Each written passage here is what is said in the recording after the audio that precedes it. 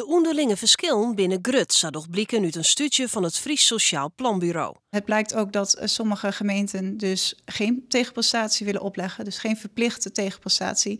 En dat andere gemeenten meer van hun uitkeringsgerechtigden verwachten. Er zijn zeker verschillen te zien, waardoor iemand die bij wijze van in Leeuwarden, in de gemeente Leeuwarden woont, daar kan een hogere tegenprestatie van verwacht worden dan iemand die in Achtkarspelen woont.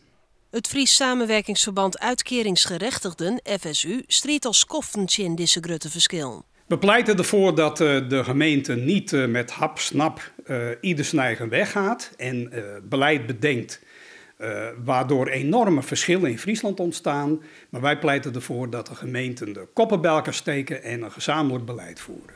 Of dit pleit kans van slagje haalt is maar de vraag. Het beleid wordt makken toch verschillende gemeenten. Ja, ik denk dat je nooit helemaal kunt ontkomen aan kleine verschillen. En ja, die hebben we.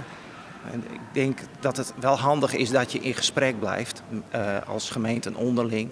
Om toch zoveel mogelijk één gezicht naar de klant toe te hebben. Jonkende verschillen wil de FSU helemaal af van de chinprestatie voor een uitkering. Het rare van deze maatregel is ook dat je verplicht vrijwilligerswerk dan moet gaan doen in de meeste Friese gemeenten. In plaats van de vraag te stellen van wat zouden mensen nou op dit moment kunnen en willen. Wil je ook een maatschappelijke bijdrage leveren en een heleboel uitkeringsgerechtigden, dat verzeker ik je, die willen dat.